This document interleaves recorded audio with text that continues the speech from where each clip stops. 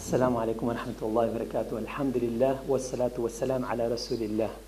The topic of our talk tonight is Loon, Pursuit of Happiness, from rap sensation to Islam.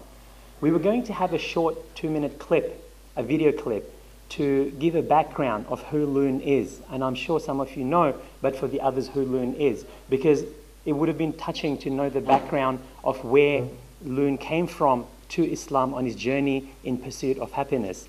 The video clip, unfortunately, is not here right now, but I'll do a short introduction myself, inshallah, from what we have come across. Although I knew very little about rap music, but I've gotten to know a bit in the last couple of days. Just to understand and appreciate, and really, that it's very befitting pursuit of happiness, which is the topic of our talk today. Loon, back in 1995, our special guest speaker, he started to write songs for some of the top singers at that time. But in fact, let's go, when we're talking about the pursuit of happiness, let's go back before. Loon was born in a family where his grandfather was in the film industry in Hollywood making movies. As a child, he went to the school where the Hollywood celebrities, their kids would go to the school in Beverly Hills. You might think it's the ultimate in terms of pursuit of happiness that his classmate at school was none less than Angelina Jolie. And then later on, he grew up to become as big as any celebrity, mashallah, tabarakallah, if I could say that, which is by writing songs for Bad Boys Records with Puff Daddy as their lead singer. These songs went on to become hit songs across the world, and then he wrote after that songs which he performed himself, and within days after performing, they became a hit across the world. That took him to many countries around the world, performing concerts in front of audiences ranging from 30,000 to 50,000 people for one concert. This was all, I guess, a happiness that some people might think in a dunya sense. Some of these songs, some of these songs were nominated for the Grammy Award. Some of them, actually, he won 8 ASCAP awards as well for the songs that he wrote and performed. One of them, of course, was his album that was titled with his own name, Loon, and another one that I believe he shared with Puff Daddy, which was titled, I Need a Girl. Now, many people might think that's the pursuit of happiness. That was one of the albums, one of the songs that he sang. Since then, he's become a Muslim in the last 2 years, and that is where we can see on his face loud and clear, he found so much happiness. So today, we will speak about the pursuit of happiness, Loon, from the rap sensation to Islam, and we pray to paradise. Jazakallah khair. Assalamu alaikum wa rahmatullahi wa barakatuh. And alhamdulillah, nahmaduhu wa nasta'inuhu wa nastaghfiruh, wa na'udhu billahi min shururi anfusina wa min sayyati a'malina, min yahdiyallahu fala mudilla lahu, wa min yudlil fala hadiya lahu. وأشهد أن لا إله إلا الله وحده لا شريك له وأشهد أن محمدا عبده ورسوله صلى الله عليه وآله وسلم. Wow, someone's cheating. No, you wasn't. It was you? No, wait, joking. Brothers and sisters in Islam, once again, I want to thank the brothers and all those who participated in making the arrangements. I want to thank y'all all for inviting me. Because as you know, when we do not thank the people, we do not thank Allah. And gratitude is something I'm going to touch on as well today by elaborating on the pursuit of happiness. The pursuit of happiness is something that we all seek, we all hope to obtain. We all go through very strenuous lengths to try to find true happiness. And I want to share with y'all today basically my journey, which led to the happiness that only Islam can give you. It led to the happiness that only Islam can offer you. I spent many years of my life chasing what I thought was success. Like the brother mentioned, I was born and raised in the streets of New York. I was born in Harlem, New York City. It's a mecca for a lot of things. Drugs, violence, hip-hop, you name it. Anything sinful under the sun definitely took place in Harlem. And this was the environment I was born and raised in.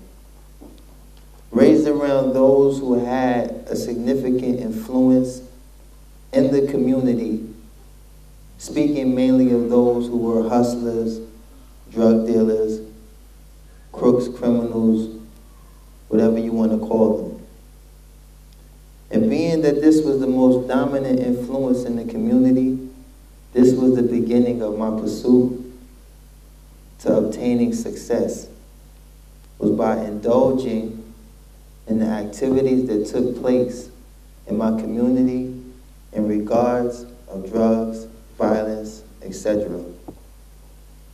Now, living in the inner city, many of you may know or may not know, when you live in impoverished communities,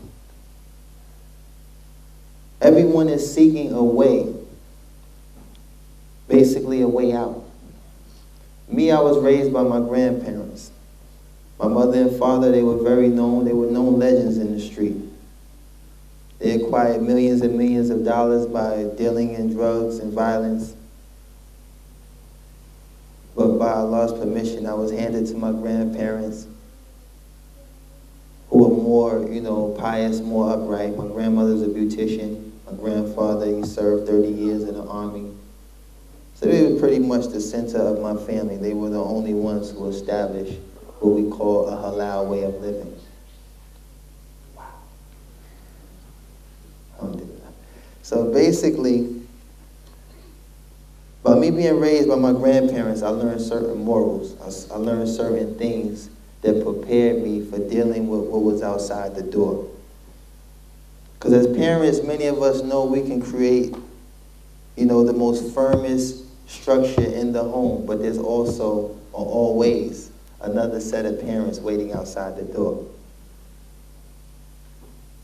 So all the morals and the good character and good mannerisms that I learned in my house, I was able to utilize these things in order to, coexist with the individuals that, ran the community in regards to drugs and violence. And I found myself indulging in this stuff. I found myself making a lot of fast money, and I found myself getting into a lot of fast trouble. Found myself getting incarcerated.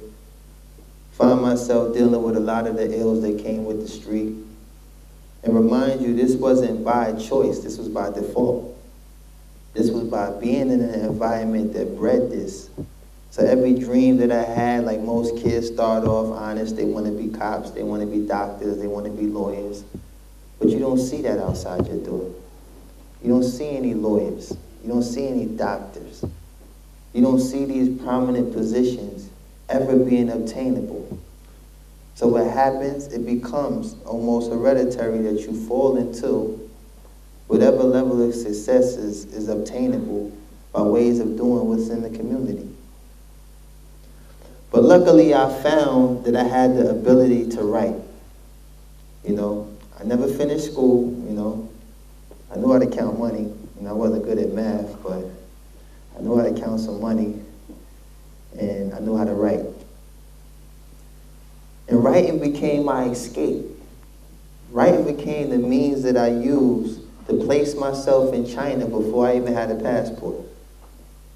I was able to use my ability to write and elaborate off my imagination and some of the dreams that I had, and I used that to escape this harsh reality.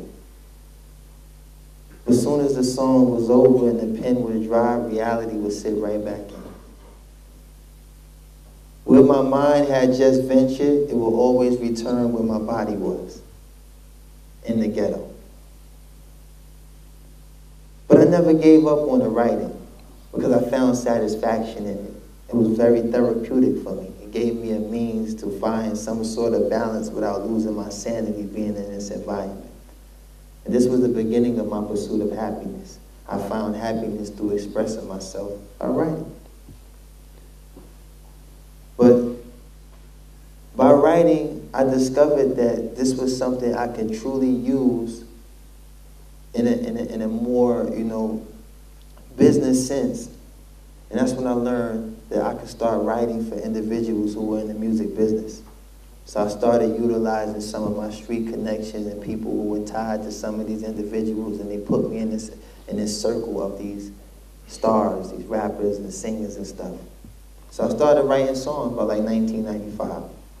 Believe it or not, the first song I ever wrote was for Shaquille O'Neal, basketball player. One time he tried to do his little rap rendition. He thought he was a rapper at one time. And I wrote the songs. They happened to be big records because it was Shaquille O'Neal, Alhamdulillah, I started to continuously write and continuously find success being a ghostwriter, meaning no one knew the origin of these songs. I would just write them, I would receive checks in the mail, and I would just, spend this money recklessly, thinking that as long as I have this ability to write, it was easy for me to do. So as long as I keep writing, I could always have money. So I never was like responsible for the money. I would just take the money and blow it. And it gave me happiness. It gave me joy to be able to go buy a car, go buy some jewelry, buy things, give things to my family, give things to my little sisters. And I became kind of like the breadwinner. But then eventually, this writing propelled me into being an artist. And I wrote some very big records. I wrote over 52 top 10 hits. I sold over 7 million records worldwide. Alhamdulillah, I'm on my 3rd passport. I done seen pretty much all 4 corners of the globe. Last grade I finished was the 8th grade. My education came from traveling. My education came from paying attention and being very attentive to the things that was passing me by as I was living my life, pursuing happiness. Now, many of you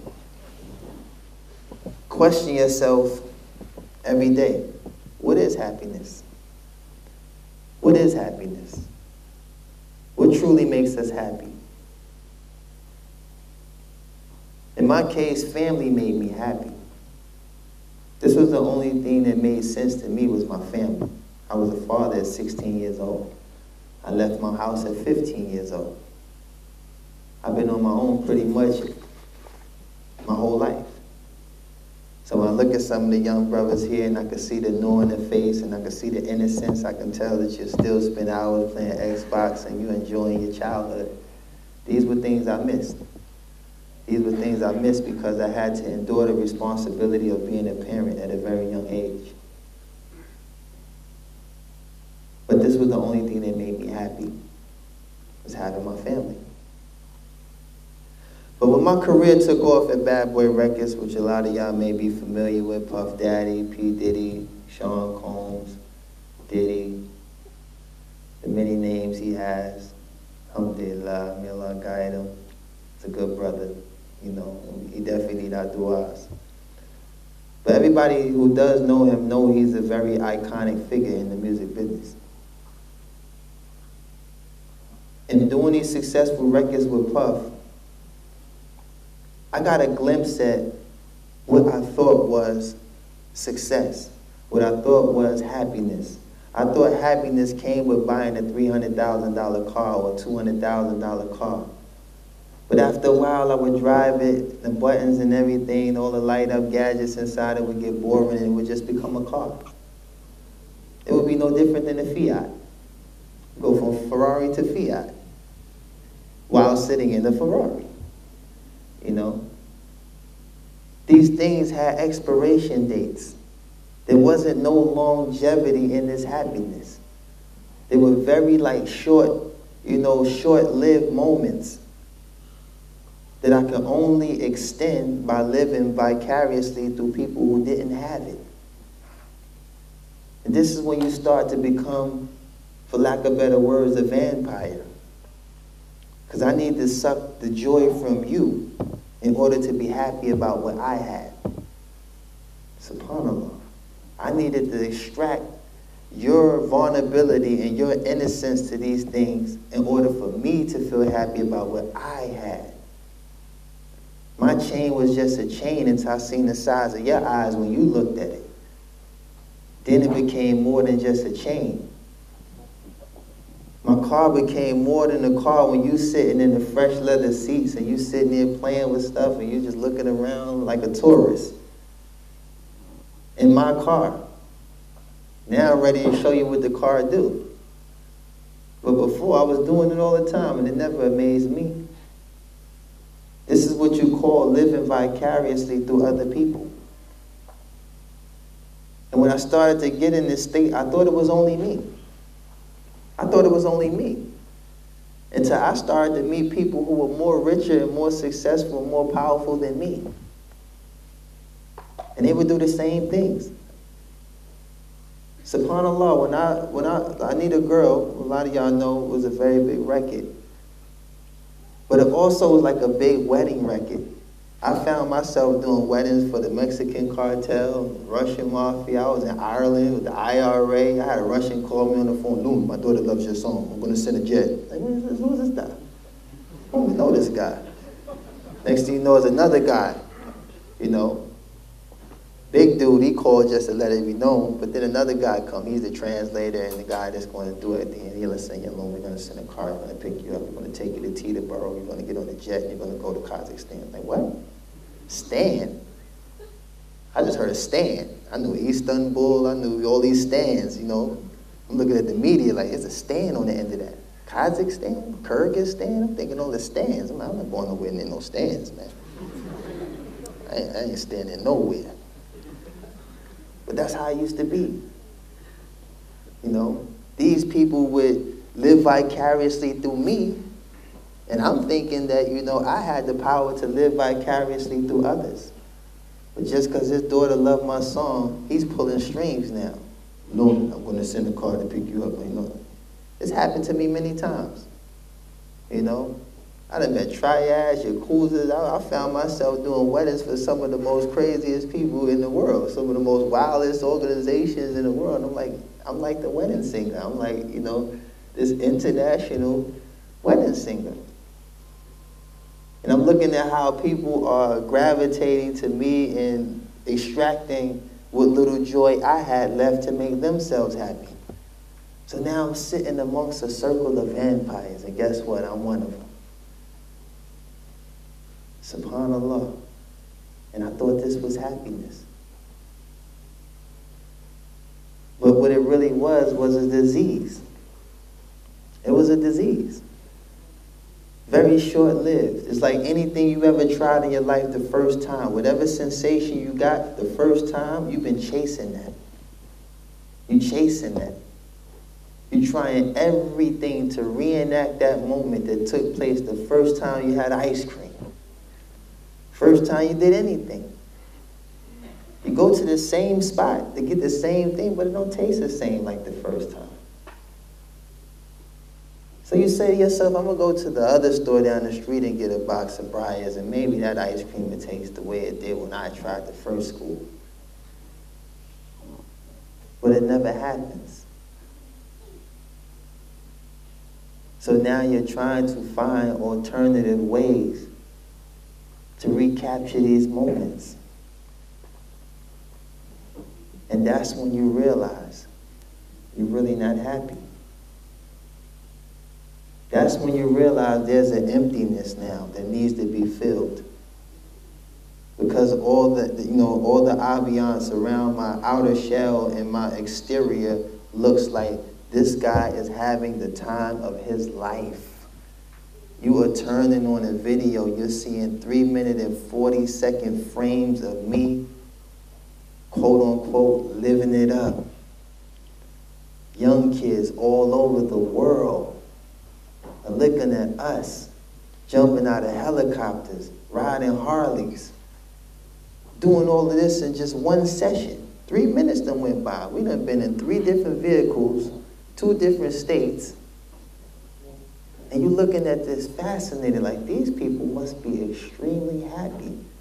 Some of y'all done seen videos where brothers is just throwing $20,000 and $30,000 in the air. It's raining money. You sitting up there looking at your bills like, man, if I could just fall out the TV screen right now, I would pay my house off and everything right now. I would just pay everything off 6 months ahead.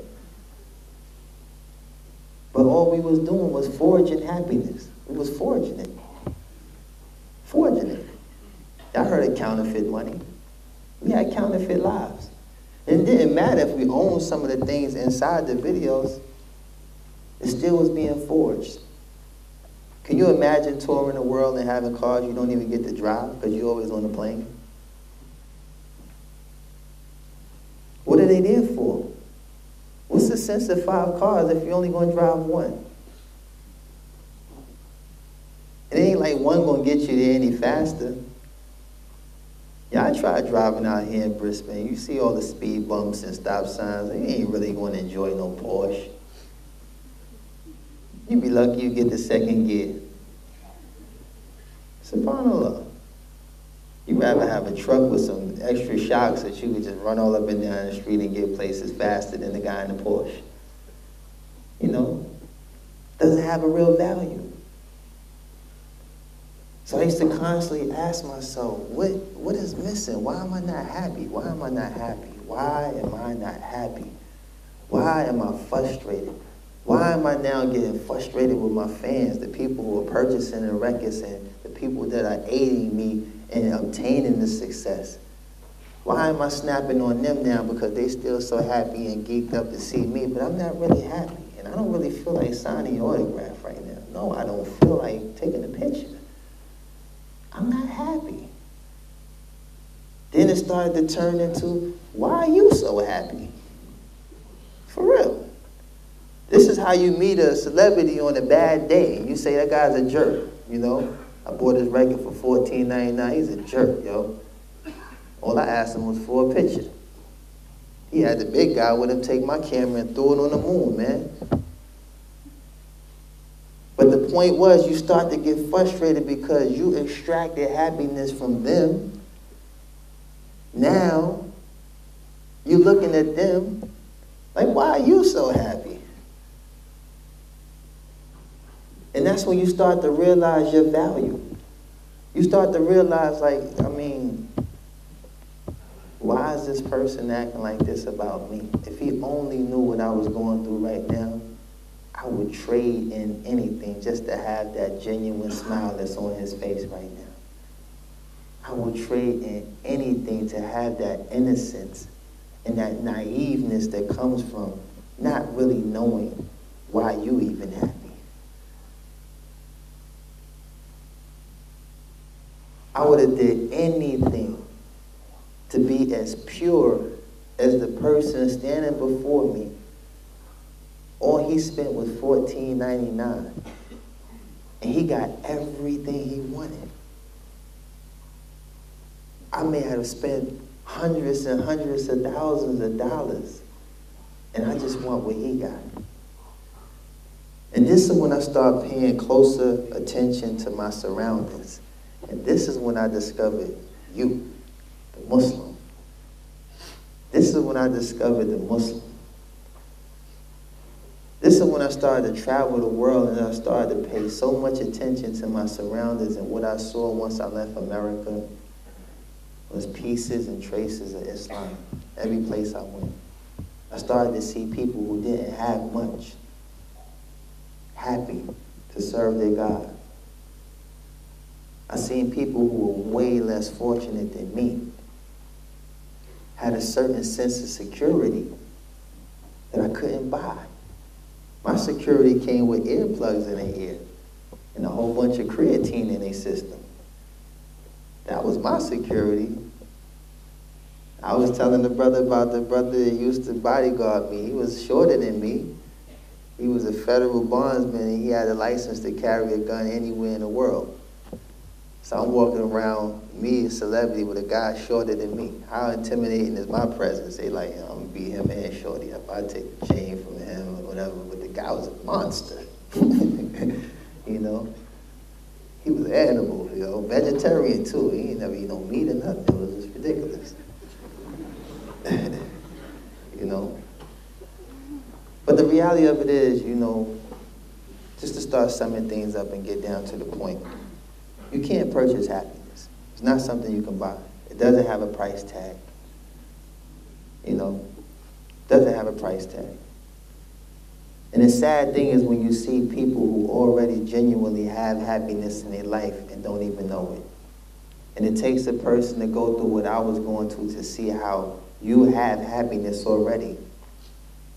But you're willing to trade it in to take the sickness that I just had. And I'm ready to take everything pure about you and wipe myself down with it. I'm ready to take a shower in your joy. And why is that? Like, why? How does that happen? How does that happen? How is this revolving door continuously, perpetually just spinning, and the happiness is just getting slung back and forth through two individuals, one who already had it, one that wants it, one that gets it from you, now you unhappy because you done placed yourself in a situation where now you've endured this sickness. And guess what? It was at the cost of your joy. It was at the cost of your joy. This is not happiness. This is not happiness when you're chasing something material, chasing something that has an expiration date, when your family will love you forever. I mean, many of these celebrities, I've been around people that had to be reminded it's their mother's birthday. SubhanAllah. As Muslims, you know, we don't celebrate it, but as a Catholic, I mean, it was a big deal to know your mother's birthday at least, like, you know, some flowers or something, your mother. Your assistant had, I mean, guys, their assistant had to come and say, oh, you know, perfect, you know, it's your mother's birthday today. Like, oh, you right. You serious? Oh, yeah. This the womb you came out. Like, how you forget that? But that just shows you how engulfed people are in this lifestyle. But you don't see this. You don't get to see this. Some of y'all young brothers today, y'all more concerned about Jay-Z being a Mason and all this crazy stuff, and y'all don't even know nothing about your own deen.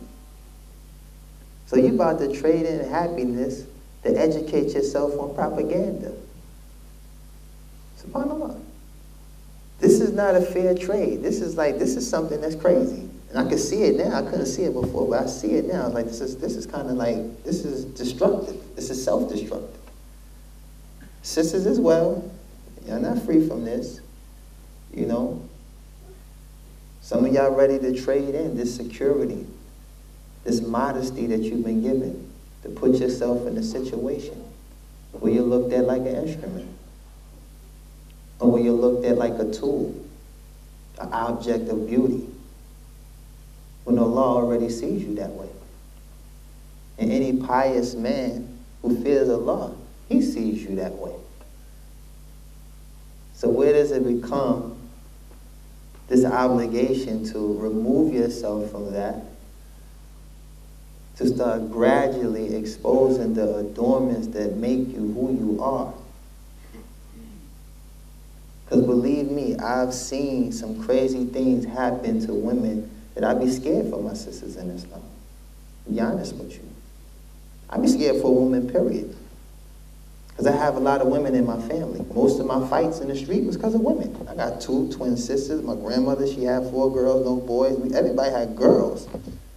All got long, pretty hair. You understand? It was summers. I was walking around with a cast because I done tried to remove all the brother teeth because of one of the girls in my family. I was very overprotective about the women in my family. I was raised by a woman. My grandmother raised me. She didn't have to. I wasn't her child.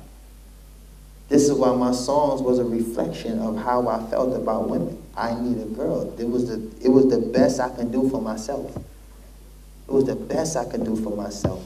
It was the best image I could project for myself based on the lifestyle I really was living.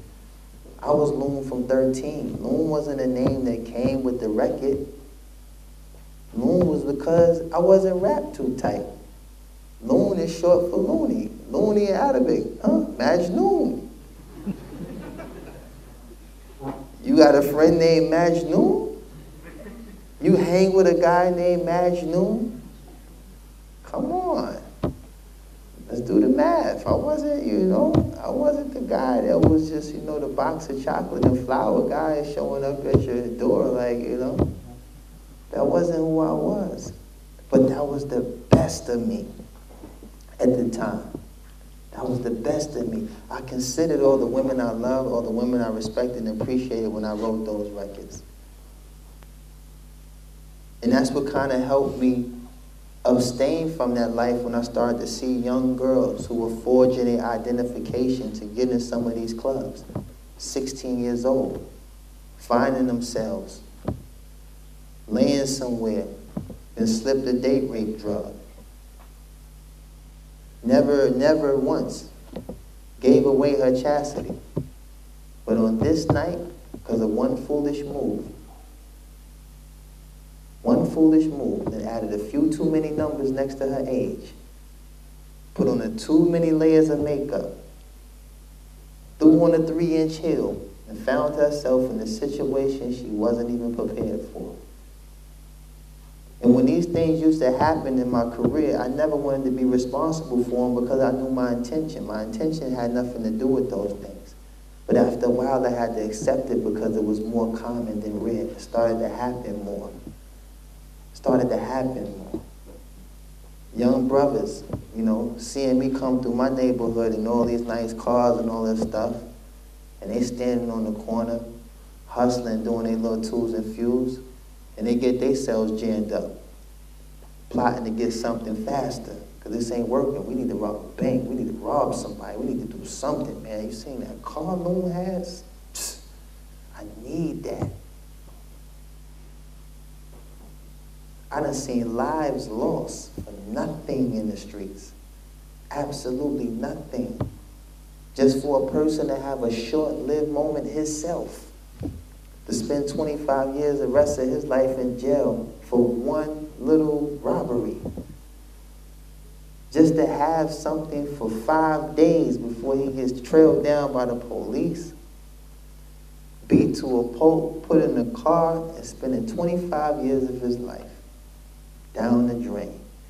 And the only thing you got to talk about that whole 25 years is that 5 days you had a Ferrari. Stuff. This is sick.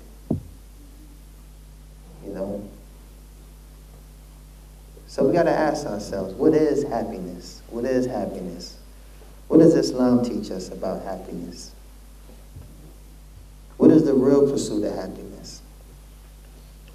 I will tell you 3 of the 4 principles to the pursuit of happiness by Shaykh al-Islam Muhammad ibn Abdul Wahab. 1, when you are given, you are grateful. I repeat, when you are given, you are grateful. How much have we been given? And how truly grateful are we? This is the first step to pursuing true happiness. When you are given, you are grateful. By show of hands, how many brothers and sisters in here are born and raised Muslim? Not half a hands, put them up like you're on a roller coaster. Yeah, that's what I'm talking about. That's almost 90%. That's actually the whole room pretty much. How many are reverts, such as myself? MashaAllah. How many of my brothers and sisters from Adam? Meaning my non-Muslim brothers. No, you're my brother in Islam. I'm talking about from Adam. Because we all have the same father. Adam, any non-Muslims here? No. Okay. We've been given something. We've been given a mercy. We've been given the mercy of Allah subhanahu wa ta'ala when He sent the Prophet Muhammad sallallahu alaihi wasallam as a mercy to all mankind. And just to have my non-Muslim brothers and sisters thrown in the loop, every nation before this nation today was sent a messenger. was sent a clear warning, only by the mercy of Allah, to warn the people to worship God and only God, to worship Allah and only Allah. And those that chose to follow that messenger will be saved on the day of resurrection. And those that neglected or deprived that call to Tawheed, meaning to worship God and God alone, on the day of resurrection, they will be the losers. And this was something that happened repetitively, all the way up to the Prophet Muhammad sallallahu alaihi wasallam. The most diligent in this call to worshiping God and God alone was Noah, alayhi salam, Prophet Noah. For over 950 years, he called the people to worship God and God alone. And if I'm not mistaken, may Allah forgive me, only 72 people I recall got on that ark. We got over 70 people here. How long did that take? Didn't take 950 years. If I said free food at the masjid, that joint would be full before I finish the sentence. Free.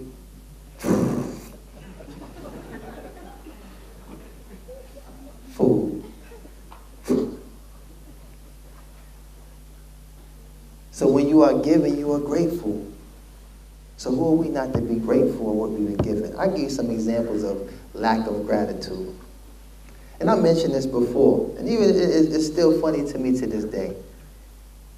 Because I've been asked a lot of these questions, and it just sometimes is hilarious, but at the same time I look at it sincerely and seriously.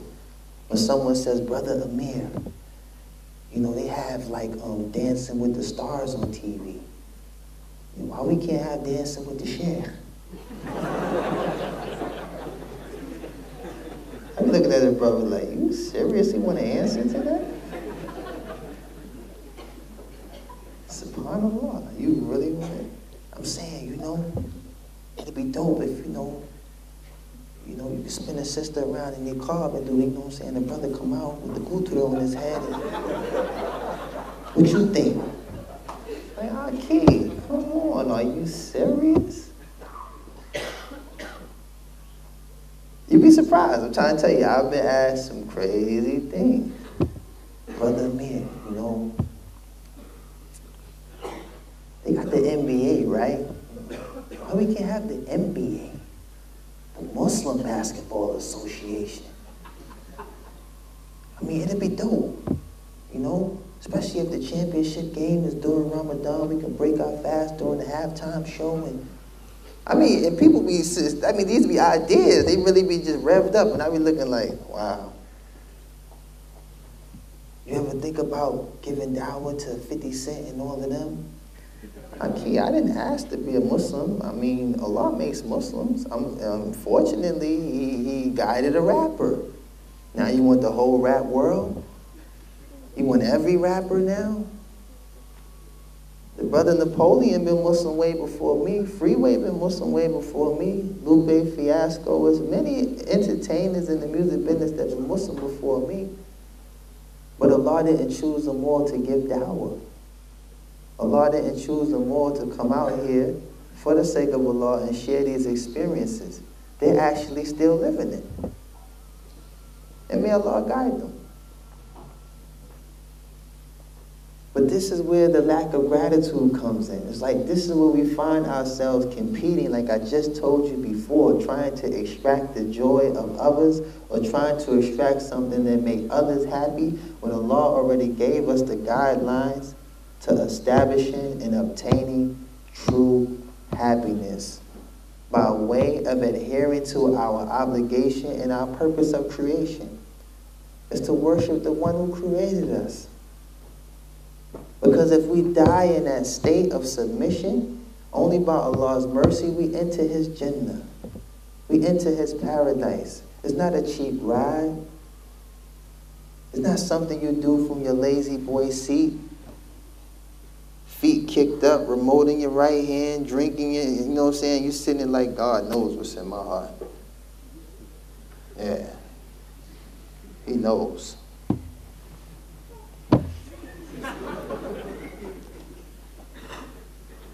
SubhanAllah. When people say that to me, I say, you're right. You're absolutely right. I don't even argue with them. You're right. Allah knows what's in your heart. And He knows your statement and actions go right in accordance with your heart. And guess what? You're absolutely right. He knows what's in your heart. He knows what's in all our hearts. He knew what was in your heart 50,000 years before He created man. He knows what's in your heart. So when you make this statement, reflect on it. Don't just say it because it sounds good. Don't just say it because you're trying to conceal your negligence or your lack of gratitude. That's what it is. It's a justification for saying, I'm really not that grateful. But you know what? God knows the gratefulness that's in my heart. This is a lazy act of ibadah. This is not even really ibadah. This is not worship. Worship is taking the most beloved part of your body. Most beloved. For the sisters as well, this is the part you love. And placing it on the floor. That's gratefulness. That's gratitude. So when you are giving, you are grateful. This is for the shabab as well. Y'all young brothers, I hope y'all paying attention. You ain't working yet, right? You ain't got no job, right? You got a job? You better than me. You better than me. You know, right now, your job, you do have a job. You know what your job is? That's your obligation. It's the worship. What's your job? It's also an obligation, but it is a duty to be dutiful to your parents. It's a duty. To be dutiful to your parents. Why? Because they provide for you. You ain't working quite yet. I ain't see you put up nothing for the phone bill this month, did you? So when you are giving, you are grateful. And y'all all look grateful. MashaAllah. Alhamdulillah. Y'all all look grateful. But as adults, you know, this is where we fall short. We don't show the gratitude for what we was given. Second, when you are tested, you are patient. When you are tested, you are patient. Why are we patient? Because we've been given the greatest incentive for being patient. After every hardship comes what? Ease. Ease. If somebody said, yo, Akhi, I need you to stand on this corner. Sell oranges in the blazing hot sun for 5 hours and I'll give you $5 million. Your name will be Abu Tangerine, right? You'd be out there slinging oranges like it's no tomorrow. Get them while they hot. Sweat pouring off your head, you don't even feel it. You just throwing it. You just, Why? Because your incentive at that moment is dunya. But it's an incentive to actually make you move. To actually make you be patient with the sun, make you be patient with the customers, it makes you be patient with everything that is going to transcend as a form of hardship, because the incentive is what? $5 million. Which will soon disappear, trust me, especially after taxes. Y'all in Australia. Ain't in no Muslim country. So when you are tested, you are patient. And this is incumbent upon all of us because, like I said, we have the greatest incentive for being patient. But I've been around those who don't understand this incentive and quite frankly never heard of it. So they lose their minds. They panic. They panic. And they search and reach for every alternative to suffice the reason why they don't want to wait. Especially rich people. You might go to a store. I used to be this way, trust me. You want something that ain't in stock. What do? Hey, give me the number to the headquarters. Give me the number. Now I'm about to order something all the way from Dubai when I could have just waited till it got to the States. Can't be patient. And this is just a small example, you understand? They can't wait. Picture somebody that need a blood transfusion. Oh, the blood bank is short right now. Oh, let's get on a plane. I'm going to India. I'm going to suck some blood out of one of those Indian guys walking around. I just can't wait. I need blood now. They don't trust in Allah. They don't sit there and patiently say, Qadr of Allah, you know, if Allah wants, you know, my life to continue, inshallah, Allah said after every hardship is ease. I'm almost certain that ease is going to come, so I'm going to be patient. If blood is for me, mashallah, blood is for me. You know? I've seen people, you know, who are not even patient when it comes to reproducing children. It's like, you know, I can't wait. I can't wait. You know what? I can't wait. I'm going to Kenya. I'm going to go rent me a kid. I'm going to buy me a kid. I'm just sick of this. I can't wait. I just can't wait. I want a child right now.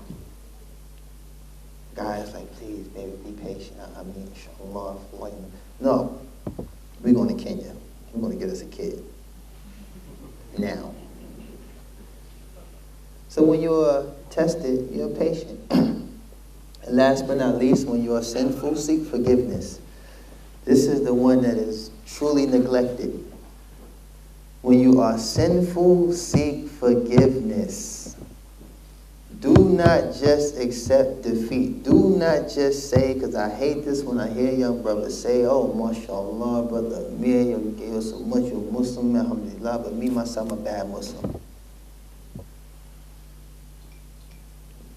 Like, where did you come up with that? Why are you a bad Muslim? What did you do that the man that killed 100 people didn't do? The man that killed 99 people. And his tawbah was accepted. What did you do that you such a bad Muslim? Because when you place that title on yourself, you become that. You become that. You start to project it. You believe it. You start to project the image and the character that comes with it. And guess what? Other people can identify with it. And then at that point, it's evident. You become the bad Muslim. It's not saying you are. And Allah subhanahu wa ta'ala is Ar-Rahman. So who are we to doubt, question, or disbelieve in Allah's mercy? When Allah said He forgives sins.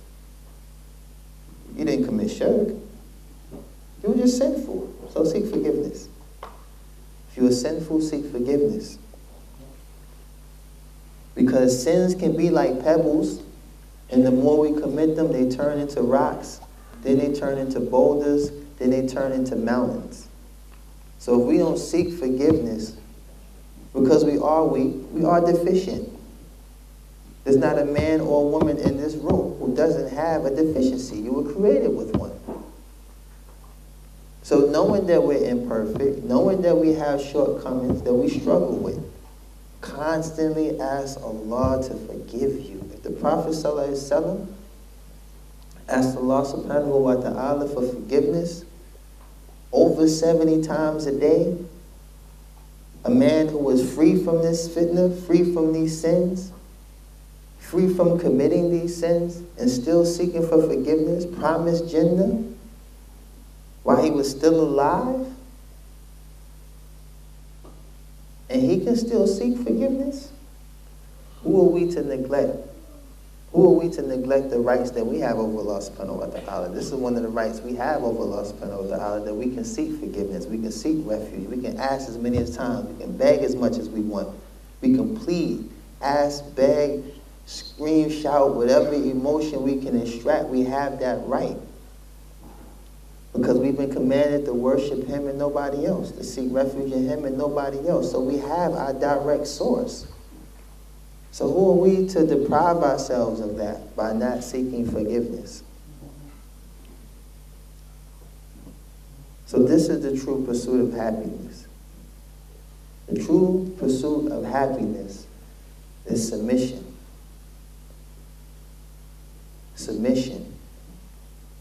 Submitting is sacrificing everything that you thought was going to make you happy for what will truly make you happy. Because Allah's promise is true. Allah's promise is true. I can put my faith in any one of you brothers for the sake of Allah. And you can strive to comply for the sake of Allah. But based on the fact that you have a deficiency, there's a chance you will let me down. Doesn't have to be your intention. Doesn't mean you meant to. But you can let me down. But the only one that's free from this deficiency is Allah Azza wa Jal. So in order to find happiness, I would much rather place my faith, my trust, and everything into the Creator of the heavens and the earth and everything in it, because He's free from this deficiency. He's free from these shortcomings. He doesn't have to get on the highway during rush hour. Because that would be a worthy excuse, right, why you ain't show up. Allah doesn't do traffic jam. So I want y'all to ponder on these things, because these are principles that I actually implement in my life all the time. Since I've been a Muslim, this definitely is something that is repetitive in my thought process, is that when I'm giving, I'm grateful. And I've been given a lot. I've been given a lot. I've been given the opportunity to free myself from my past sins. I've been given the opportunity to rid myself of these artificial perks that I used to have in my life that I called joy and happiness. I was able to free myself from a circle of people who were only bloodsuckers. I was able to find an opportunity to be obedient when I didn't want to listen before. I never wanted to listen before. I was hard-headed. I did not want to hear nothing. I hated authority. I truly hated police. I hated anybody that had the authority to tell me what to do. So you know being incarcerated had to be the nightmare for me. Because you're telling me when to use the bathroom, when to turn the lights out, when to eat. I could not deal with that. So now being obedient is rewarding. And I know that. Why? Because once again, Allah subhanahu wa ta'ala promise is true. So when you are giving, you are grateful. When you are tested, you are patient. And when you are sinful, seek forgiveness. And considering these principles will definitely keep you on the path of pursuing what is truly happiness. And that's submitting to the will of Allah, worshiping Allah subhanahu wa ta'ala alone and associating no partners, striving hard to the best of your ability to implement the sunnah of the Prophet sallallahu alaihi wasallam and his companions, radiyallahu anhum ijma'in. This is incumbent upon us. This is obligatory upon us. To be in opposition of this, you are destined. You are destined for doom. You are destined for the complete opposite of happiness. And understand that happiness in this dunya should be the things that Allah made permissible for us to have. We should be sufficient with that. We should be content with that. Accept that as a happiness and not search for anything other than that. Because the real true happiness is when we're all called back and we have to stand before Allah subhanahu wa ta'ala and be held accountable for what we said, what we did with our wealth, what we did with our time, what we did with our health. We will be questioned for all these things. So when you're given, be grateful. When you're tested, be patient. And when you are sinful, seek forgiveness. Jazakallah khair. Assalamu alaikum wa rahmatullahi wa barakatuh. Jazakallah khairan to brother. We'll now have question and answers. Yesterday we had lots of questions and answers and we didn't get a chance to go through all of them. I think the brothers have been passing around some slips. So if you could write down some of your questions and pass them over to the front, that would be good. Some people had some questions that were very good yesterday which we didn't get to answer. If you're still here, please write it down and send them up to the front. While we're waiting for the question and answers to come, what is Loon doing at the moment? What's Brother Amir doing at the moment? MashaAllah, after coming from that background and then accepting Islam about 2 years ago, right now he's now based in Egypt temporarily to learn Arabic, and he spent the last 1 year learning Arabic and has already learned a reasonable amount of Arabic, and mashallah, he recites the Quran better than maybe some of the born Muslims, inshallah. But yes, so alhamdulillah, at the moment he's learning Arabic in Egypt, and then he would like to also learn Islam as well, and then he would like to speak to the people around the world about Islam and about pursuit of happiness as a Muslim, because he would like to be able to speak from the Quran, from the verses of Allah. Anything I said that was incorrect is only from my own shortcomings, my own lack of knowledge, and from the shaitan. And if anything I've said is a benefit and has increased us in any way, this is only from Allah subhanahu wa ta'ala. And just like the brother mentioned, I've just recently, moved to Egypt. I've definitely, have no intentions of returning back to America, only for the need of giving dawah or visiting my family. I've sacrificed many things for the sake of Allah, but I think this is probably my best sacrifice yet, is to give up things to seek nearness to Allah, and the only way we seek nearness to Allah is obtaining beneficial knowledge. Beneficial knowledge. A lot of y'all young brothers, I'm looking around, I would love to see some of y'all out in the desert with me, in Arabic class. Trust me, it's kids younger than me in my class. I would take a 6-year-old for a Quran teacher. I don't have no pride issues, no ego issues. Any way this knowledge can be obtained is something that you should definitely pursue, and that also goes in accordance to the pursuit of happiness. There's knowing your religion, but this is what gives you strength. We were born and created weak, but the only thing that makes us strength is having knowledge of our religion. Knowledge of the language that Allah subhanahu wa ta'ala revealed this book in. Knowledge of the authentic narrations that establish the traditions and the sunnah of the Prophet ﷺ by way of the example of those who preceded him. And learning the basic fundamentals of your religion, this is a protection.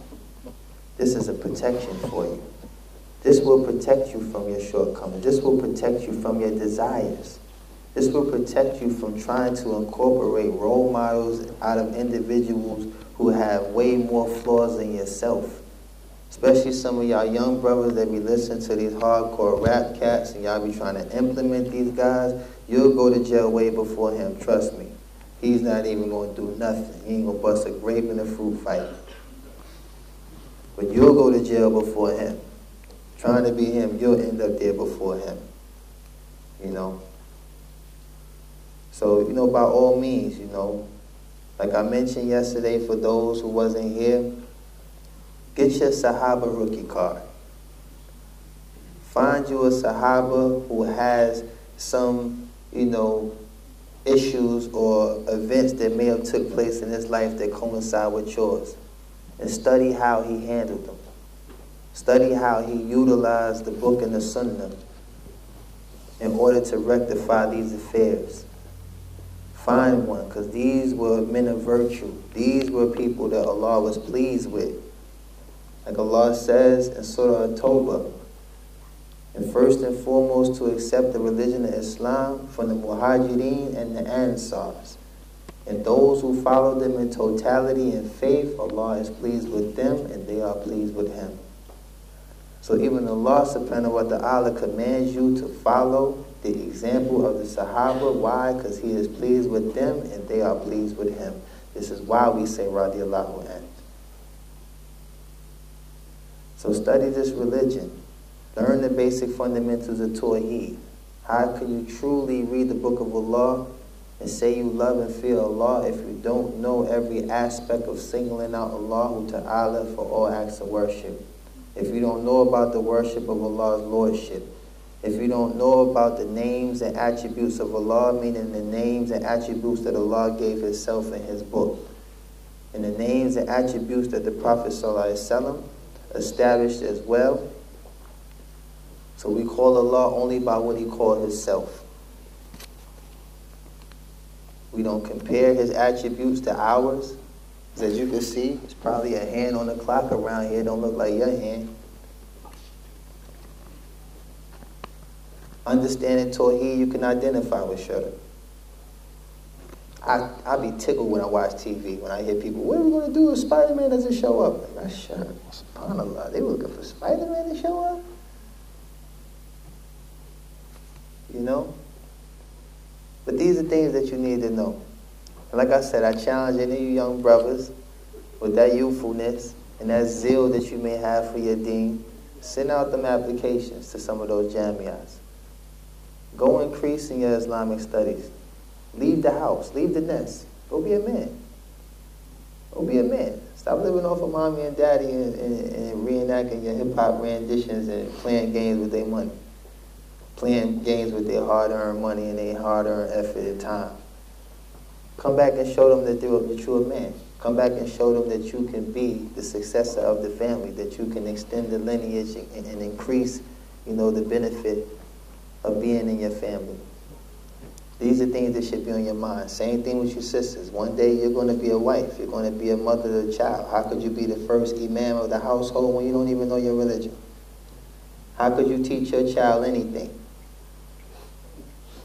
You don't want to learn Baba and Ummi, that's it. He wants to learn Islam. She wants to learn Islam. So you have to know Islam in order to pass it to your child. You are the first imam.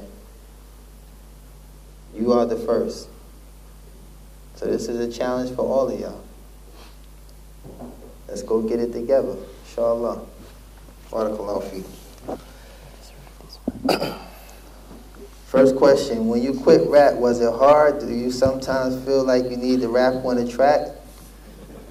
I ain't gonna lie, I'm human. Sometimes I listen, I'm like, man, I'd have killed that. But then I come to my senses real quick. Real quick. But I don't need it. Let's make sure we understand the linguistics of this question. I don't need to rap on the track. I don't feel the urge to rap. But like I mentioned to a brother earlier, if you was a former alcoholic, do you walk past the liquor store? No. You find a new route. And as my brother in Islam, why would you want that for me? Like, yo, brother, you should do Islamic rap. Why do you want that for me? When I just got up there and told you a whole hour of what it just did to me and did to my life, why you want that for me? What is the first sign of Iman? When you want for your brother, what you want for yourself? Why you want that for me? Obviously, you may want it for yourself. Or maybe you want me to entertain you. I'm not an entertainer no more, I'm your brother. When I was entertaining, you probably couldn't get 5 feet in range with me, because I had some big dudes that ain't like everybody. Want to shake my hand. So, you know, alhamdulillah, I mean, look how accessible I am. I'm your brother. I can shake everybody's hand in this joint tonight. Sorry, sisters. I love y'all for the sake of Allah, subhanAllah. But, yeah, I don't need this, you know. And I don't need nobody needing it for me. You know, you want for me, you want good for me. Make dua for me. But this is a trial. You know, this is a hardship at times. Traveling, leaving my family, a lot of this stuff. But I do it for the sake of Allah. And I do it because I feel like if I can, with the minimal knowledge that I have, can benefit you. And this is the reason why, like the brother said, I want to study. I want to speak to what's legislated. Because if you're going to listen to me, let me tell you what you should hear. Let me tell you what the scholars of Islam are going to tell you. Because if you're going to take it from me, let me tell you what they're going to tell you. Let me try to reconnect that connection with those who are more knowledgeable. You know? Because this is where I sought out advice. You know? If I can't get it from the local imam or the students of knowledge in my vicinity, I call those that have a little bit of English. If not, I have a brother translate for me. But I can call the scholars and find out. I'm going over your head. I'm like the dude in the store. I want to talk to the supervisor. I got a fly in my drink. I want to talk to the manager. You understand? So, alhamdulillah. Next question Bismillah. I missed your talk last night. Who would just introduce you to Islam? Well, Allah subhanahu wa ta'ala guided me to Islam. I'm going to run through this quickly for that person because all these questions mean something to me. Allah subhanahu wa ta'ala guided me to Islam. I didn't want to be a Muslim. I wasn't searching for the Muslims. I didn't have friends that was Muslims. I only lived in a community where Muslims exist, and I was aware of the Muslim, but I wasn't aware of Islam. These brothers did not wear Islam on their sleeve. May Allah guide them. These brothers did not call me to Islam. There's times I came in the store short on a pack of Pampers. I was vulnerable. He could have called me to Islam, but instead, he gave me the Pampers. So only Allah guided me to Islam. Like I said, being attentive, traveling the world, I started to notice certain things about the Muslims. The good characteristics and manners of the Muslims. And these characteristics started to surpass the false perceptions that I had from the media and the propaganda that is used to slander the Muslim. 1.5 billion people around the world are not radical.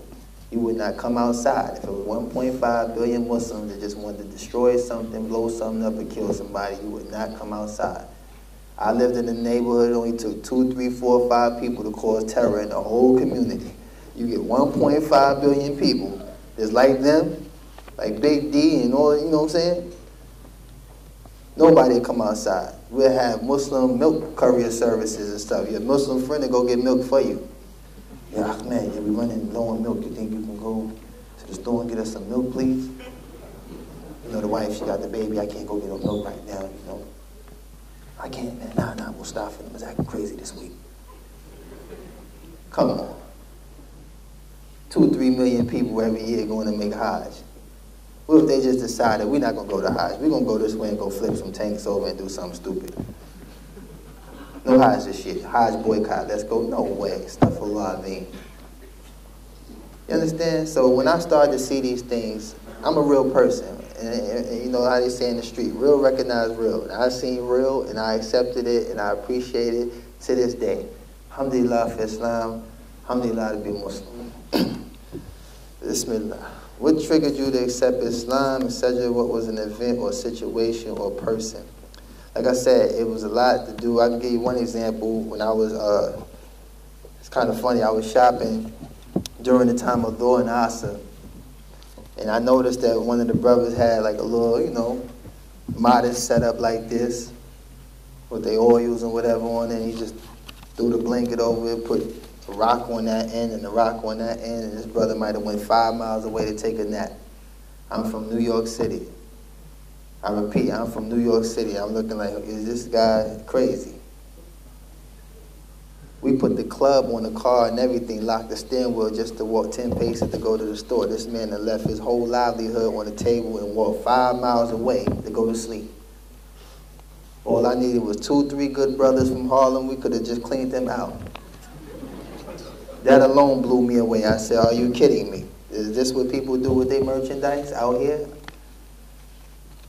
But I asked the brother, what's going on? He's taking sunnah nap. What do you mean sunnah nap? I'm a grown man. Take nap? Grown men take nap? We put the kids to sleep. You don't go to sleep. 24 hours, man. I get a full suit in New York, 3 in the morning. What are you talking about?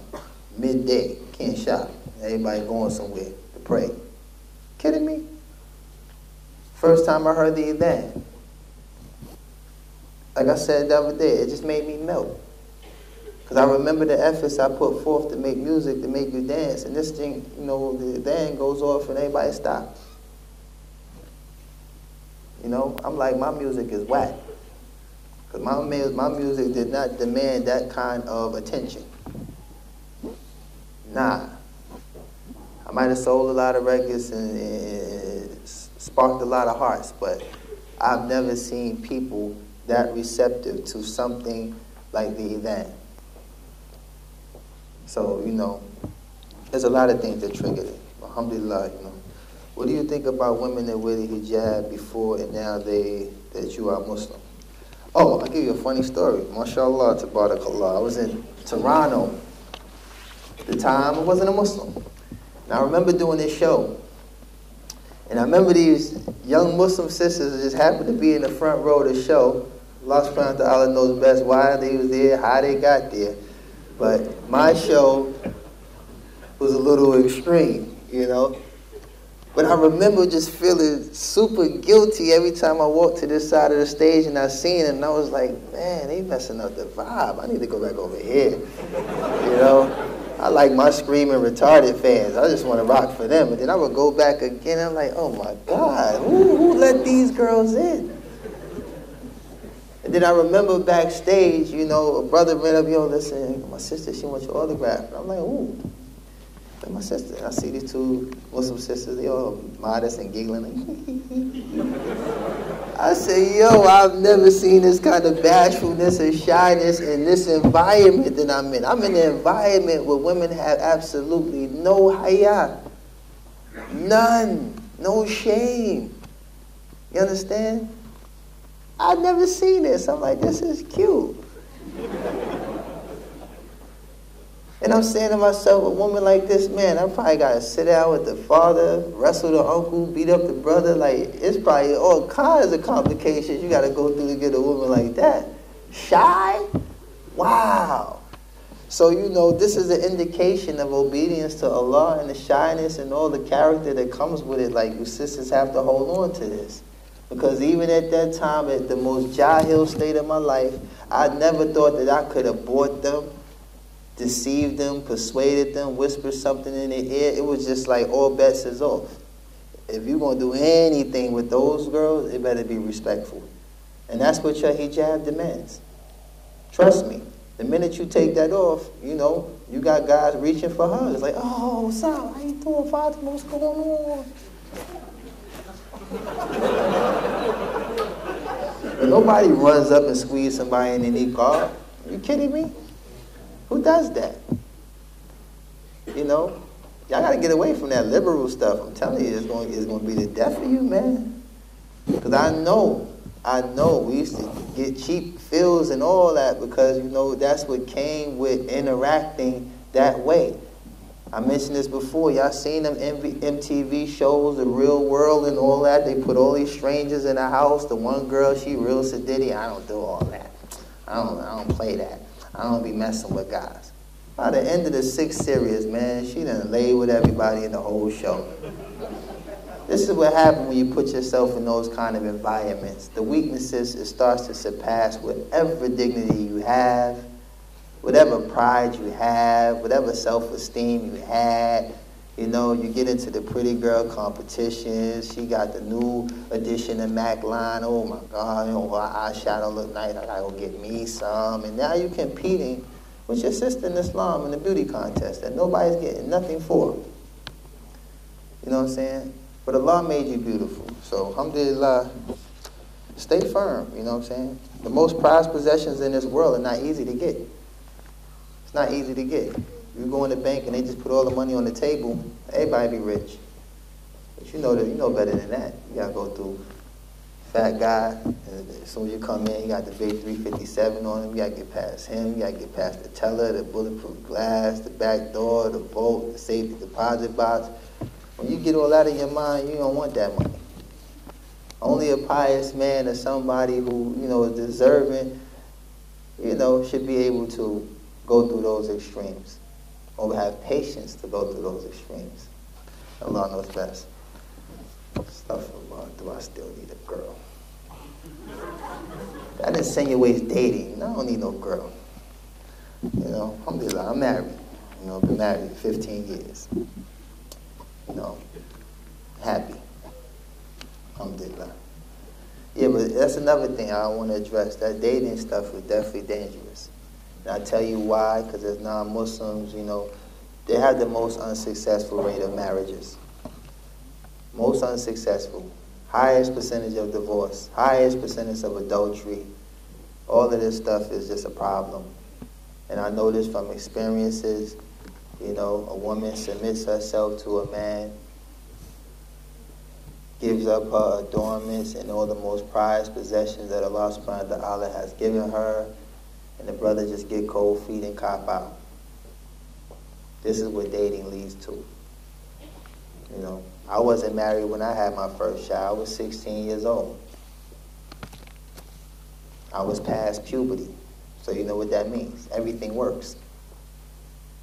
So playing around at that age, you can end up like me, a father. missing out on Xbox, missing out on all the things that you attach yourself to as a kid, missing out on that innocence that comes with, you know, having friends, going by their house on their bike, calling them to come outside with their bike. I missed all that. I didn't get to play two-hand touch football and all. I didn't get all to do all that. I had Pampers to get, I had milk to get, I had stuff to do. You understand? So don't play around with that stuff. That's why marriage is a protection. This is the wisdom of Allah. Marriage is a protection. Protects you. You know, Muslim women, alhamdulillah, you are groomed only to be a wife and to be a mother. You have a very significant role in this ummah. And if you need encouragement, reflect on the foremost beloved women to Allah. Reflect on the virtues of the Sahabiyat. You know, you got women that want to be treated like Aisha and them, but you don't want to be like them. You want the treatment of the wives of the Prophet ﷺ. You don't treat me like Aisha, but you don't act like Aisha. You know, you want this treatment, but you don't want to be like them. She memorized what? She recorded 2,210 authentic hadith. She was a scholar in hadith. Third wife. For all of y'all that, you know, disagree with this concession from Allah to have multiple wives. She was the third, and a scholar, and the most beloved. So get all these, like, you know, these liberal and all these modern day images out your mind and just try your best to implement what is correct to get what you're trying to get. We have a destination. You understand? Allah knows best. What would you advise someone who wants to change but scared about what people might say? Well, this is a test. You know, this is a test. This person here, if he knows in his heart this is to be true, and you know that the accusations that are going to follow are not going to be true. So this is your ruler. This is your measuring stick. Am I going to accept the truth and not worry myself about the slander and everything that may come after? Or am I going to cater to the opinion of those who really don't even want good for me? Because I'm not worried about nobody. I know that's probably one of the questions going to come up. What does Puff Daddy and them think about you becoming a Muslim? Puff Daddy is not my daddy. I'm not worried about what Puff Daddy thinks. I'm not worried about what 50 Cent and nobody. They all know me. They know I wasn't a follower. They knew I was a real person from a real place. And I looked at the music business as a business. I didn't obtain my identity from music. I had an identity. I was cool with myself. Like the brother said, I was fortunate. I had a godfather who produced, you know, a lot of big movies. I lived in Beverly Hills. I went to Beverly Hills High. It only lasted about 1.5 years, 2 years because of the person I was before. I was Loon. I didn't know how to act. You know what I'm saying? But I did have classmates. Angelina Jolie was my classmate. Monica Lewinsky. You know? I was at school with these fools. No, I ain't joking. MashaAllah. You know, like guy Angelina, man. She has characteristics of a Muslim. I don't know about Monica. It's hard to understand that. It's hard to understand. I don't know if you can understand. Right. But for that person, don't be afraid. Don't be afraid. You know, I'm not afraid. You know, I'll make dua for you, whoever that is. Don't be afraid. If you think about Ibrahim, alayhi salam, he denounced both of his parents. Both of his parents. For the sake of Allah. He's the only prophet that is acknowledged as the friend of Allah. SubhanAllah. The friend of Allah. You know how it is to denounce both of your parents because they're upon shirk, because they want to worship idols? Father was an idol maker, if I'm not mistaken, and Ibrahim denounced his relationship with his parents because he chose to submit to the will of Allah and nothing else. I'm not praying to no idols. I'm not praying to no statues. And this is his parents. So if you have a Quran, read the story about Ibrahim, and it should inspire you to understand that you're not worried about your parents, then you definitely worrying about, you know what I'm saying, some people who just going to say a few things, whatever. Allah knows best.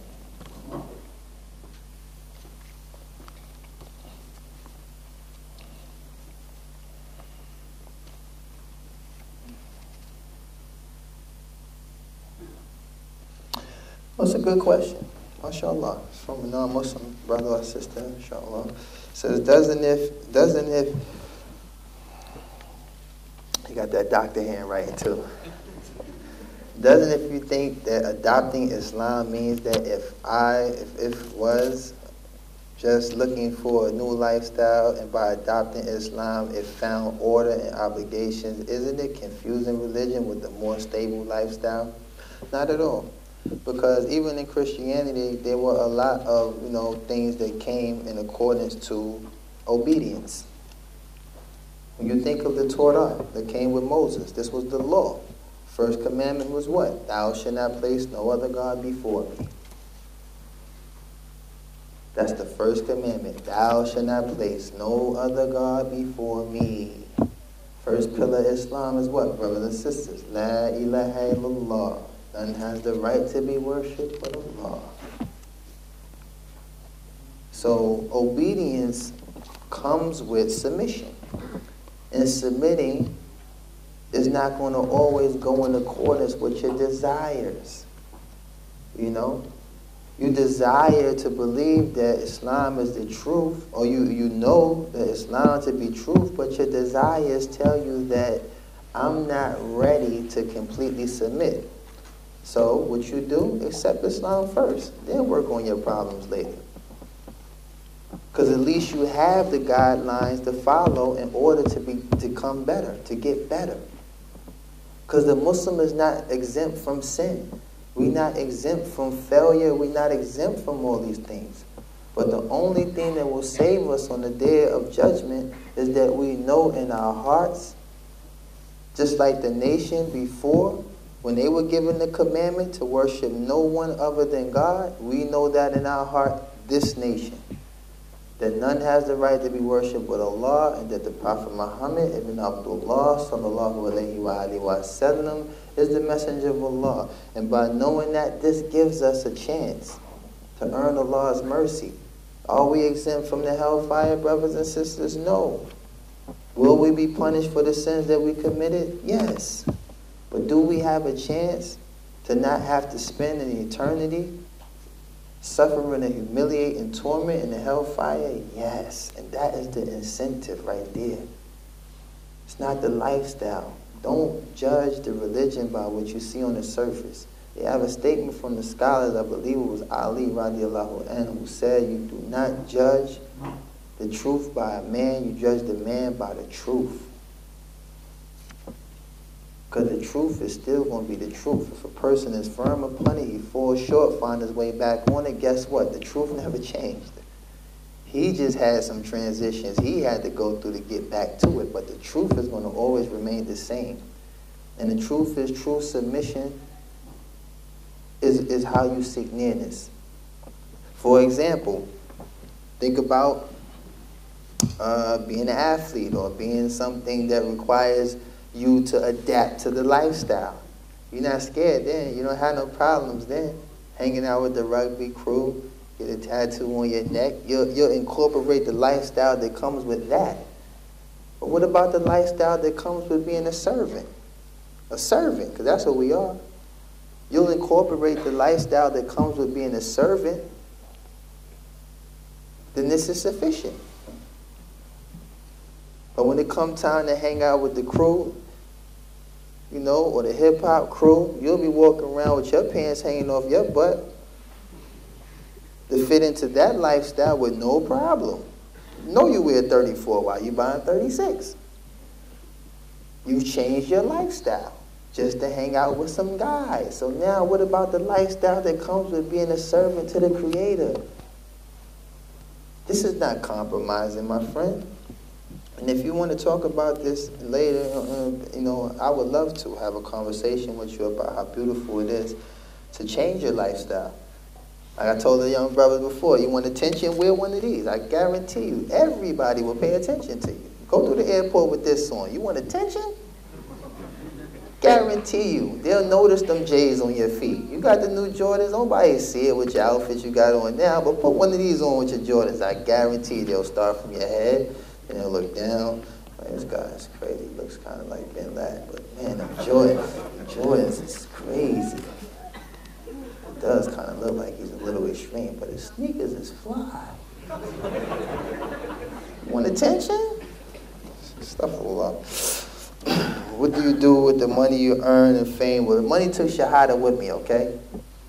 The money is Muslim. Money took shahada. Same day I took shahada. Same day I said, Ashhadu an la ilaha illallah, Muhammadan Rasulullah, all the bills in my pocket were saying the same thing. Alhamdulillah. What happened to the Ferraris and the wealth we had? I sold it all. I don't even have a car. Real talk. Ride the bus in Egypt or the taxi. And you know the brother Gamal, he's always trying to rob me every time I get in the cab. Zayd, Habib, Zayd. I'm like, listen, akhi. 35 فقط. لا لا حبيبي لا لا لا حبيبي. سبحان الله خش على طول. What do you say to us that still listen to music? Salam, brother Amir. Alaikum salam. What do you say to some of us that still listen to music? Well, the music, this is the idhan of the shaitan. That's what music is. This is the idhan of the shaitan. I remember my earlier months of being a Muslim, and I remember I got into this brother's car. Now a Muslim friend of mine, because, you know, I'm not too holy for my friends. I still, you know, associate myself to a certain degree. But when I got in this car, he had the radio. I couldn't tell a brother what to do with his car. But he had this song playing. And I remember when he dropped me off at the masjid, I could not get my khushur intact. That song was just in my head. SubhanAllah. It took me a minute. I had to go make wudu again. I had to try to purify my intentions. And this is what the music does. And when you constantly listen to the music, this will be the statement on your tongue rather than La ilaha illallah. You never heard that story about the guy that had the car accident? Some of y'all might have heard that story about the brother that had the car accident. And in his partially conscious state, all he was doing was singing the song. Muslim. Couldn't say La ilaha illallah to save his life at that moment. Allah knows best what he was singing, but it wasn't what was going to save him. And when you enter the grave and you ask these 3 questions, you're not going to be asked. What's song number 10 on Lil Wayne's 3rd album? You're not going to be asked that. You're not going to be asked that. Who's the best footies player? Nobody's going to ask you that. So we have to stay in tune. I'm telling you, this is a test. Treat this dunya like you treat the hotel. I'm in a hotel right now. I use the soap, throw it after I brush my teeth, spit anywhere. I just rinse anything. It's not my place. Nobody comes to the hotel and hang up a law sign and make it home like, yeah, this is home. This is not home. You're visiting. Treat the dunya like you treat the hotel. SubhanAllah. How can we become better Muslims? This is an excellent question. This is an excellent question right here. How can we become better Muslims? I mentioned this the other day about your companions are a reflection of your deen. The companions that you keep, they are a reflection of your deen. You can't hang out with the shisha heads and then think that's your reflection of your, this is a reflection of your deen. This is a reflection of your deen. But when you're around the brothers that you know, they pray almost all 5 salat in the masjid. This your crew. Y'all on the phone chopping it up on, y'all, you on the way masjid? I'm on my way now. I see you when I get there. Those are the people you want to be around. The ones that fear Allah. The ones that love Allah. The ones that submit to the will of Allah. Same thing with the sisters. If you're struggling with certain aspects of the deen, hang with the sisters that fear Allah. You know, I don't pass judgment on anyone, but sometimes when I see the sisters that cover and they have a sister that, you know, might not cover, I start making dua like, mashallah, I hope she be the 4th one covered. You see 3 cover 1, 4 of them, mashallah, inshallah, Allah make her the 4th. You understand? Because what's in her heart, I can't see, but she's a reflection of her companions right now. Her companions look like they practice the religion. They look like they shy. They have a fear of Allah. They have taqwa. They have iman. Hang with these people. This is how we become good Muslims. Study the religion. Know your religion. This is why sometimes you clam up or you feel the urge to compromise your religion or compromise the image of your religion.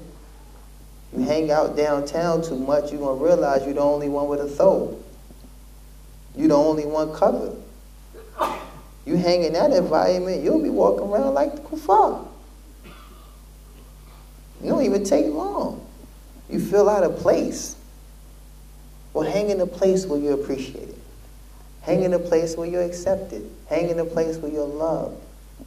Because there's nothing wrong with that. And if you have business that you need to handle and you're in these environments that's a fitna for you, go there, handle your business and get back where you need to be.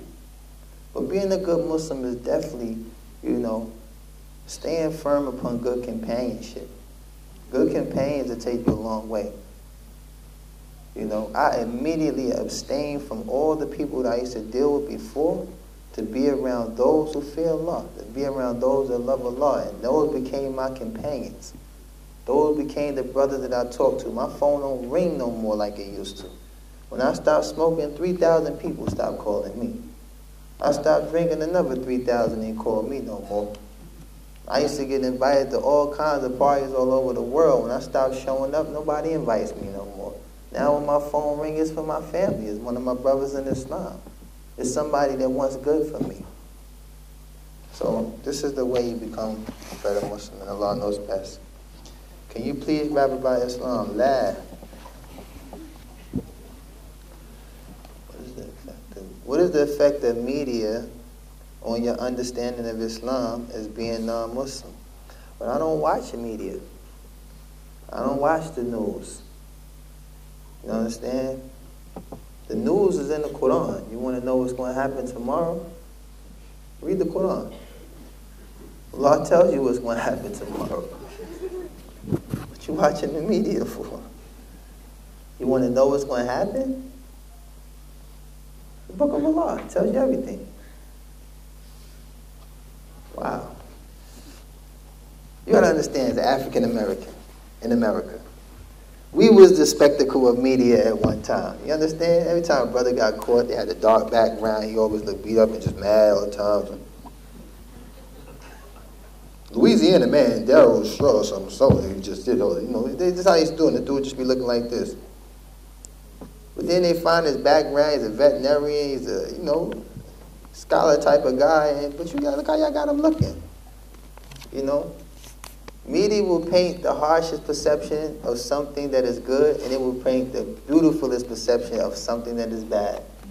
I do not pay no attention to media. It ain't worth it. Unless you got some money invested in stocks or something crazy like that, I don't know why y'all be on that stuff. I just stay away from that TV stuff like that, for real. Because it's not healthy. The Muslims is like the hottest thing on TV right now, good and bad. Like, we just all over the TV.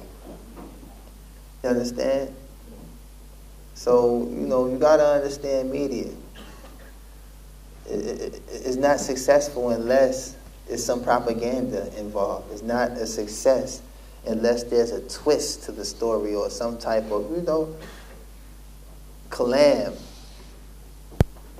Stay away from that stuff, because that's what got some of y'all, afraid to be Muslims. Stop looking at TV. Because they say the airport, we're a code orange right now. I don't want to fly to see my mother now. I'll go next month. You want to go fly and visit your mother next month now when you go back down to code green. Code orange don't mean nothing. What does code orange mean, really? Be honest. They've been flicking America like a light switch. Code red, code green, code orange, code red. They be just like, You know what code orange means to me? It means get to the airport earlier. That's what code orange means. Code orange means, okay, brother, you're a Muslim, you need to get there in 2 hours. It is code orange. That means they're going to walk you through the machine. They're going to have dogs sniff you. They might even take you in a room and ask for your DNA. But I'm going to make my flight, because that only take about 1 year. I do that in a half an hour. Still got an hour to go to Starbucks. I'm going to make my flight. Come on, man. Stay away from that stuff. Do you wish to convert everyone and save them? I don't make Muslims. You know, Allah makes Muslims. You know, we make dua for them. You know, inshallah ta'ala, there will be a day, like the Prophet ﷺ said, Islam will reach from the point where the sun rises and when the sun sets. So Islam is doing its own thing. This car got its own wheels. Of course we want everybody to be Muslim. Why? So they can save themselves. But we're not evangelists. We're not missionaries. We don't go to little foreign countries and feed people and say, you know, Prophet Muhammad did that for you. We don't do this type of stuff. We don't have no marketing and no promotional vehicle for Islam. This is the fastest growing religion in the world.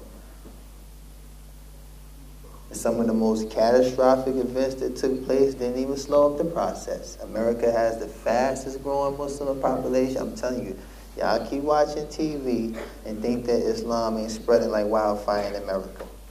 This is how you got to turn up the media issues now. It's like, oh man, this is spreading like a virus. We got to turn this up. You know, we got to destroy their connection with their other brothers. We don't want people coming to America to aid them. You know, $1 come from Saudi and land in America. You don't know what's going to happen, man. Everybody will go to jail to touch one. Allah knows best, but I mean, I love this religion, man. I don't know about y'all, man. Alhamdulillah for Islam. Brother Islam, did you tell about Islam to other rappers? Man, they look at YouTube too. They know I'm out there. Trust me, you know.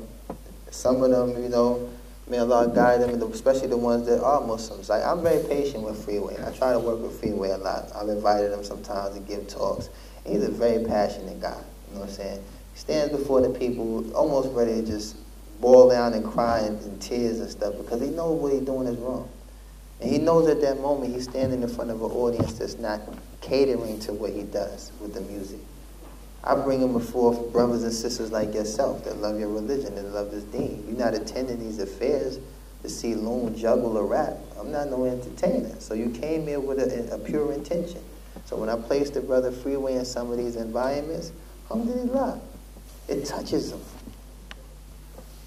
But I'm not responsible for what happens afterwards. You understand? So just make dua for these brothers, inshallah.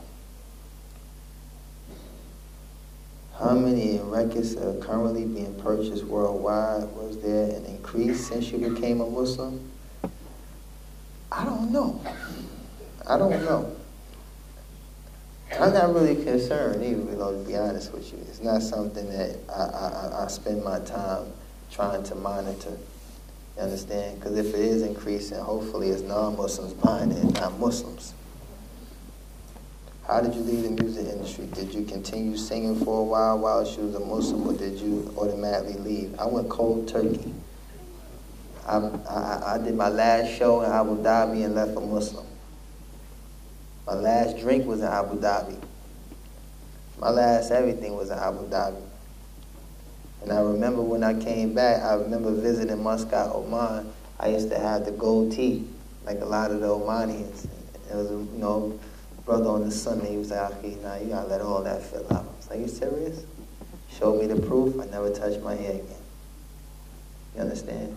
This is obedience, man. It's not hard. Y'all know how to obey. Some of y'all was born, like I said, most of y'all was born Muslims. SubhanAllah. Obey. After converting this, did you fall? Oh, I'm telling you, man, PhD on the way. After converting to Islam, did you fall into any criticism? If so, huh? Did you face criticism? Face? Oh, you got some good. Yo, you must grade papers and all that, huh? You a teacher too? Did you face any criticism? If so, how did you overcome that? I mean, like I said, airport is another prime example since I travel so much. There's times I used to go on a plane when I was Loon. I would buy a coach ticket on purpose and cross my fingers that the person there is young, that they would notice me and boost me up to first class. Now, It's been times I just mysteriously missed my flight. I don't know how. My seat got taken. It's been times they tell me, you know, we had to put cargo on the plane. What do you mean cargo? And I got to pay the seat. This ain't no buddy pass. I paid my money for the seat. Well, sir, unfortunately. Actually, that happened to me coming here. But, you know, I don't know. Allahu A'lam. But, yeah, criticism is not something that has been like a problem for me. Because I never worried about what people say. Because nobody, you cannot make everybody happy. You understand? While you focusing on making one group of people happy, the other group is mad at you. Then you try to shift your attention to that group, now the other group is mad at you. You cannot make everybody happy. So who do we try to make happy? Who do we try to please? We got a source. Please Allah subhanahu wa ta'ala. This is sufficient for you. This is the last one? You got a stack over here. Okay, this is the last one, inshallah. And once again, I appreciate everybody for being patient. You know, may Allah reward all of y'all. I don't have nowhere to go, so I can just run my mouth until they kick me out. But how has your family taken to you converting and have any follow suit? Also, what was the turning point and how did Islam? I'll just answer the first half.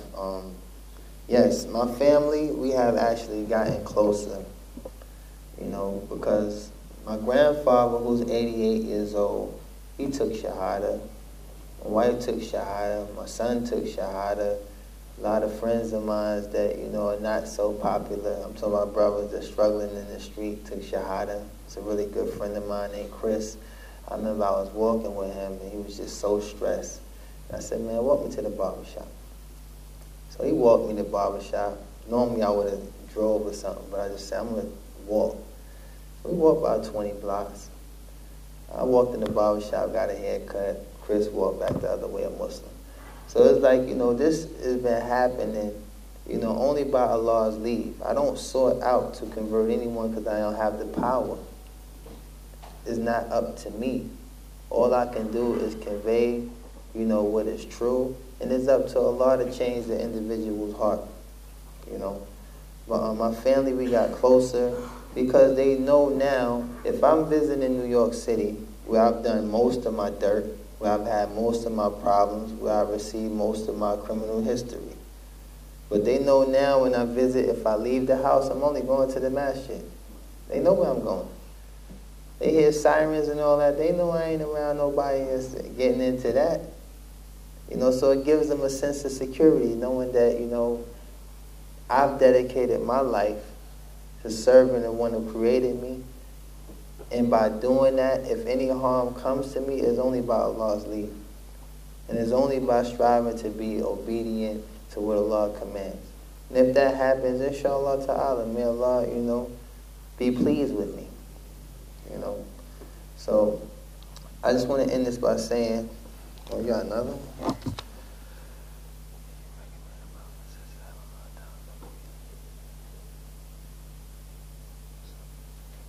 Oh, this is one of those delicate questions right here. What can you recommend to brothers and sisters that have a hard time looking? I think this is pertaining to marriage, right? The parents not allowing it? Yeah. I mean, I'm going to be honest with you. My oldest daughter should be 19 next month. If she was to accept Islam, I would be so honored to marry her off to one of these righteous brothers. I wouldn't care what part of the globe he came from, because I have trust in Allah. You understand? That is your security. You know, parents have to understand this. These young boys ain't got $50,000, man. These young boys ain't got that kind of money. And then you wonder why in certain parts of America and certain Muslim countries that I visited, or places, Muslim communities, where zina is just running rampant. It's turning into a practice. Because you're not allowing the child to save themselves or protect themselves. A lot of times the mother had more say-so than the father. It's like Prophet ﷺ said, no marriage is valid without the father's blessing. Father. He's the wakil. And then some of y'all have these traditional issues where, you know, you want the child to come from the same tribe, the same ethnicity, better off with your cousin. I mean, this is not Islam. Muslims marry Muslims. That's it. And if you don't know this man's character, you ask people that are pious. You ask trustworthy people that know the individual. You investigate. This is the father's job, to find out who's this individual. They came to my house knocking on my door. I said, for my daughter. You don't scare him and run him away. Find out about him, because he might actually be good for your daughter. Same thing with y'all boys. I don't understand how your family convinced you not to get married. Like, how you get scared out? SubhanAllah. So, I mean, this is a very delicate situation, you know. I don't know what go through the hearts of some of the Muslims who, you know, get in the way of this situation, but at some point it's going to happen. Why have your child 30-some years old and never been married? Why have your daughter like 35 years old, never been married? Now the brother that she wanted to marry, who she was intrigued by his deen, he was young, on his way to go study at Medina University. She's 35 years old. She's missed that opportunity. She's missed that opportunity. Now at 35, he's running around giving dawah. He's a Taliban. He's a student of knowledge, and he missed that, messing with you. But the guy that you approve, you know, got the Fabio look. He's just a hunk, huh? He's cool for you. But you ain't marrying this man. Your daughter is. Same thing with the fathers. I know you're overprotective. I got 4 girls, 1 boy. I actually encourage my son. Sometimes I pick at him all the time. Listen, man, if you start feeling some kind of way, tell me. Tell me, man. Don't play. Because we in Egypt, mashallah, a lot of Egyptian girls, they're very attractive. I mean, listen, don't play. Apartments ain't that expensive. Y'all get your own little spot. Come by and visit every once in a while. And come back. You ain't got to come back. You break out. Get out of here. You know, but listen. And I do this all the time, man, because it's just, you know, you sometimes the father, you see that glare, and you know. You're not monitoring your child all the time. You know that this is going to happen, man. We're putting them in environments where this is going to happen. So at some point, let's do it with them. Let's not be against it, because when you're against it, this is where the problems come. And this also goes in accordance with the Prophet ﷺ said. It will cause corruption in the land, and that's what it does. It causes corruption. I've been in some places, wallahi, the Muslims make up 20%. 20% of those infected with HIV. I'm not going to even point out the community. May Allah protect us all from this. But this is what happens when they start intermingling with the kuffar. They start intermingling with those who practice fornication.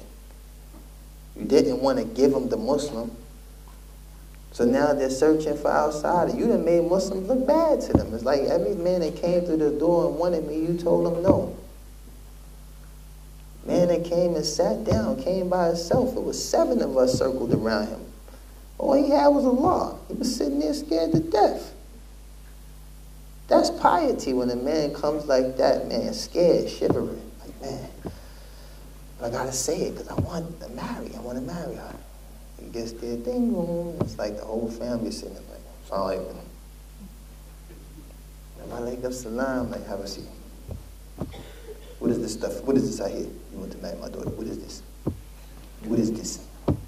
Like, come on, man. This is crazy. This is crazy. You know? And mothers, whatever success came from your marriage, you share this with your daughter. Share this with her. Because if success came from it, share it with her. Alhamdulillah, if it wasn't that much of a success, then you steer her away from whatever that may have been. But just don't deny them the protection from Allah. Allah made this a protection for us. And I say this, you know, from the bottom of my heart for the sake of Allah.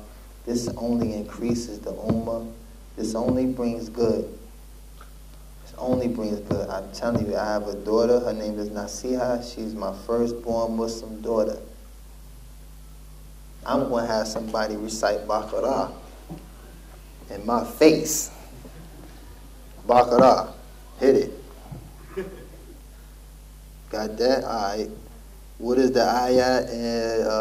Ayat number 103 in Surah Al-Imran. SubhanAllah. Okay. MashaAllah. That's it. I just want to know he know the book of Allah. I just want to know that he fear Allah. I want to know he trusts Allah. I want to know he's standing in front of me sweating. That's respect. That's shyness. I like that. I like that. Because even when I was a kafir, I was, like I said, I was very overprotective of the girls in my family. I remember one of my good friends, and I'm going to end it on this, my good friend Raheem Bird. May Allah guide him wherever he is. He was my cousin's boyfriend at the time, when this was permissible to me. But Raheem, you know, I didn't approve of the guys that liked their cars more than the girls. Like, you washing and catering to your car and you treat the women crazy. I didn't like these guys. And I didn't do boyfriends. I wasn't cool with nobody boyfriend. I only cool with husbands. You get married. And that was my moral. That was the way, my standards, even when I was a non-Muslim. Don't try to be my friend. Because if you disrespect my cousin or my sister, I'm going to be the guy that come to see you. You know what I'm saying? Now, y'all get married. I'm out your business. I don't care what y'all do at that point. Y'all married.